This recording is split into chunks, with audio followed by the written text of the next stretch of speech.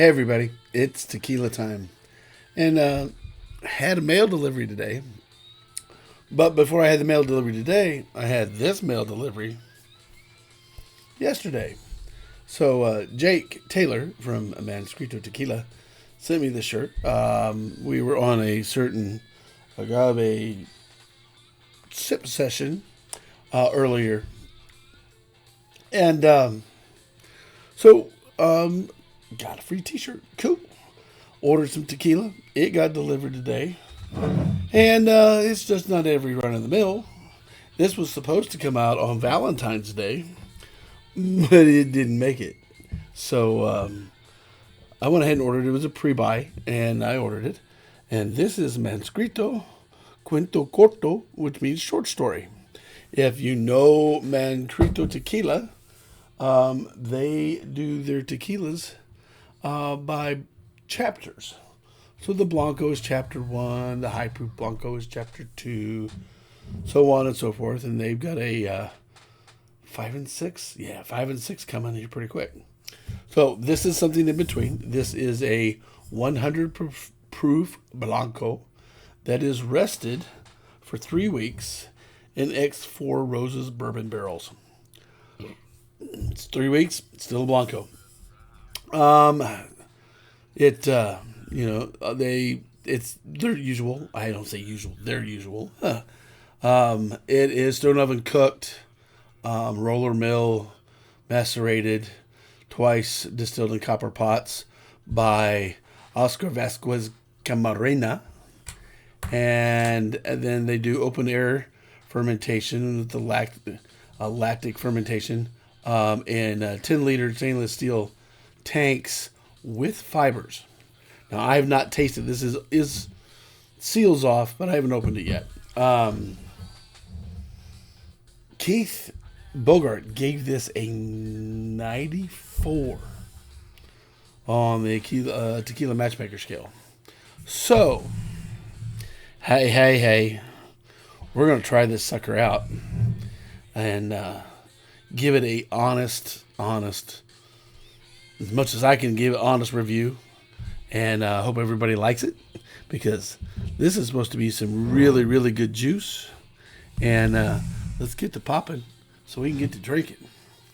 And so, oh man, that's tight. Oh, that's a nice pop. Let's give us a little generous little pour here, because we're going to take our time. There we go. So we're going to let this open up a little bit. I'll show you the bottle a little better. Manuscrito. There's Cuento, Corto.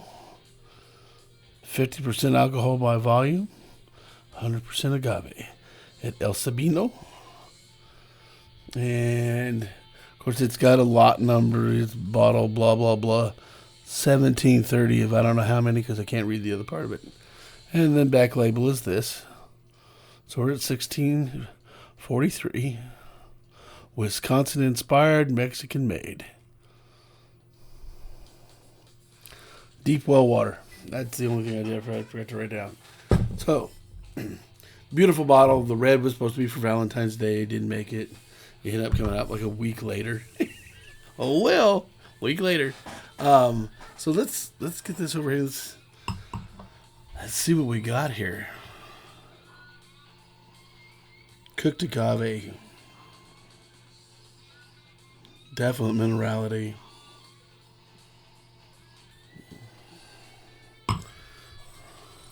Just a little spin.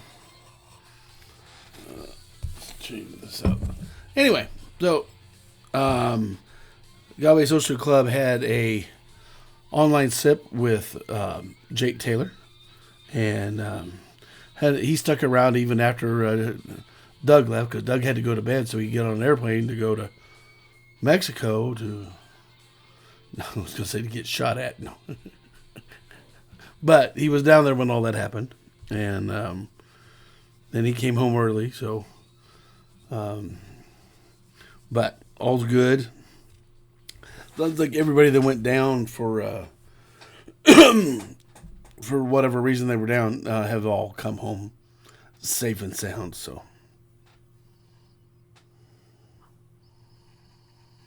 still very intense. Cooked agave.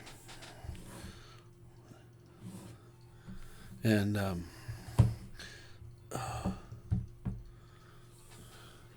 let's give her a taste.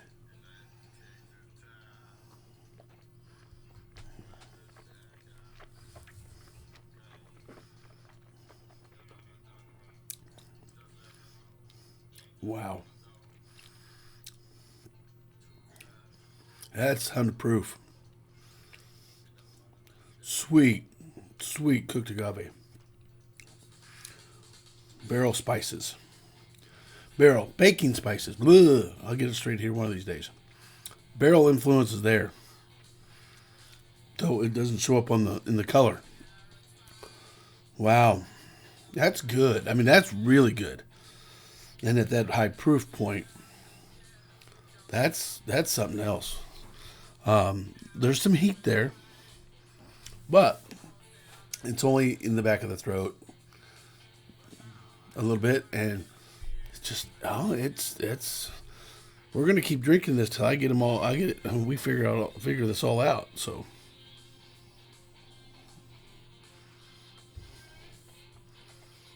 Mm-mm-mm.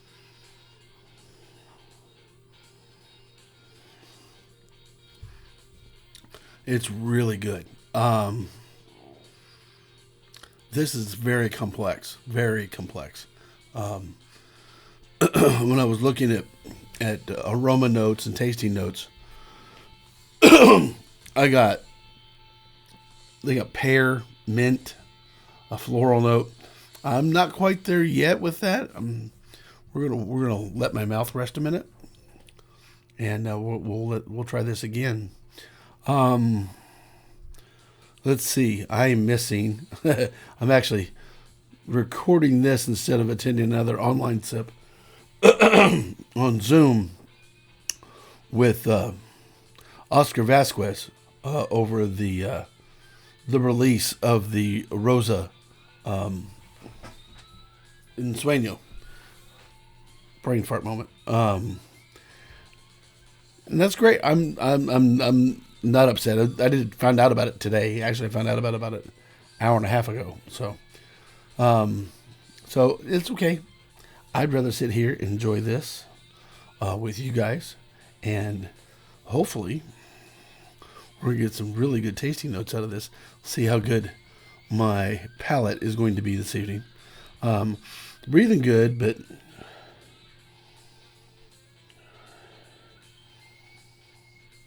I get a hint of that mint.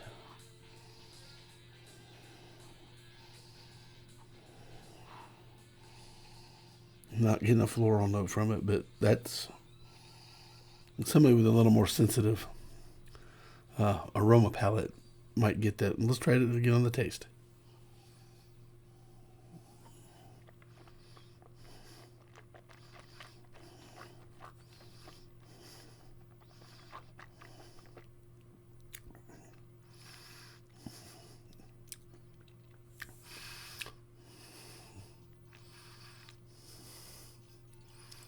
Wow.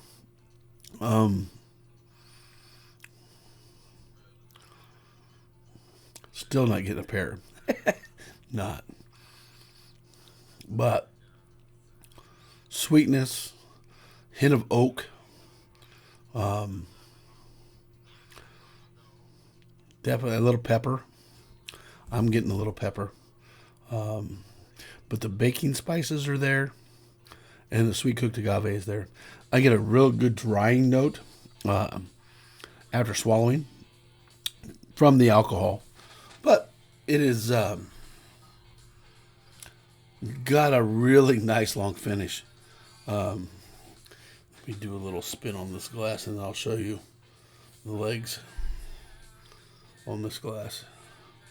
Some nice pearls and the legs running down. This is some exceptional tequila. There's a little floral note.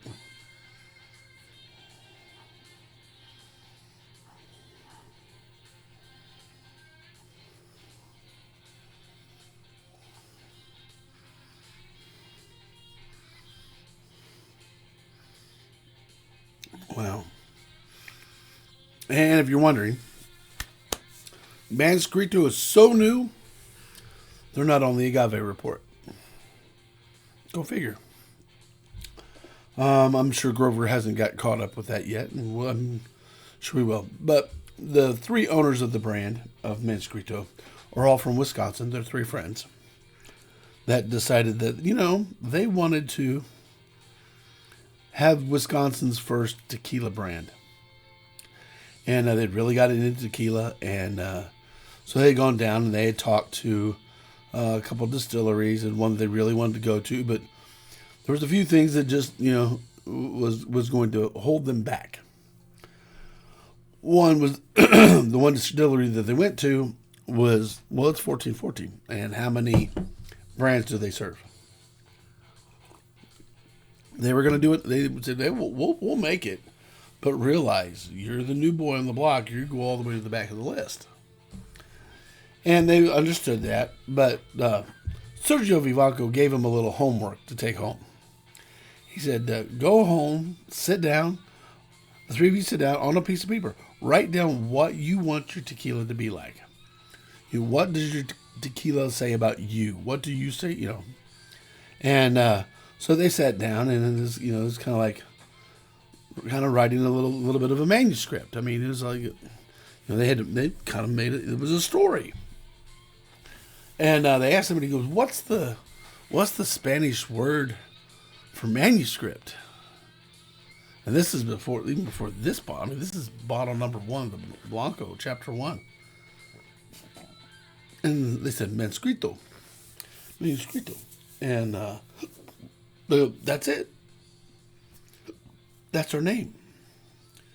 And so that's why they adopted chapters. Chapter 1, Chapter 2, Chapter 3, Chapter 4, and short story. Nice long talk. It's a long day. Nice long talk with Jake Taylor. Even after, like I said, after Doug went off to go to bed so he could catch his airplane in the morning, we sat and talked for at least another 2 or 3 hours, and lots of good information both from Keith Bogart and from Jake, kind of directions that directions that Jake and his friends want to go with the tequila, and just overall for a new brand, some insider information, if you want to say it that way, from Keith on directions to go and directions not to go. There's a brand new, not a brand new brand, but there's a brand now who their special offerings have outshine their base offerings, and it's one of the things they regret. But what do you do at this point? I mean, they've become the king of single barrels and special releases, and it's one of those things where sometimes you need to balance it, because your core Blanco, Reposado, and Añejo, and maybe your high proofs for those need to be regular sellers and consistently, and they've noticed that those are dropping off. So it's one of those things that we said, hey, if you're going to do special editions, that's fine. You're going to do single barrel stuff, that's fine. Spread them apart. Don't every quarter have a new special edition, or maybe every 6 months, or maybe once a year. I think it's one of the things like Fortaleza got away from was doing the single barrels of Reposado. One, because they needed the juice for something else, and it took up too much time and too many resources. And though they still do the winter blend, they're not doing these single barrel Reposados anymore. So, word to the wise: don't grow too fast that you can't keep up. And they're at a good distillery. That distillery is also doing Zumbador. So I know how good Zumbador is in all of his expressions. And they're keeping the cost down. The cost of this for me, I believe the early buy-in was $69. I've seen it for less than that, but that's probably about the average going price. I know at where I got it at off premise, it's now up to $79, at least according to the website. So, look around. It's being released in other places other than there. Having little throat issues, but anyway, great tequila. I'm gonna probably pour some samples to take to friends at work. Warn them it is 100 proof because it's definitely. I'm not gonna say it drinks higher than that or drinks it does not drink less than that, which is not bad. I mean it allows all the flavors to come out in the tequila, and you really notice the barrel resting that this Blanco did. Is it a repeat buyer? Well, I'm probably going to start buying the entire lineup, to be honest. I'm going to take that step back, get chapter 1, chapter 2, chapter 3, chapter 4 in time probably this year, and really dive deep into Manuscrito. I know there's a couple other brands I want to do the same thing with, and they're all going to be vying for shelf space. So we'll have to see. I'm going to have to clear out some space up there and empty some bottles. So y'all have a great Friday. This is actually Wednesday, so I'll be posting this on Friday, and you'll have a great Friday. Hope I have a nice weekend this weekend and get a few things done here around the house, and go visit a sick brother-in-law and just see how things are going. And y'all have a great day. Remember, as my friend up there in Chicago at Gave Love and Lore, respect what's in your glass, but also drink good tequila, and good tequila will be good to you. Salute, my friends. Goodbye.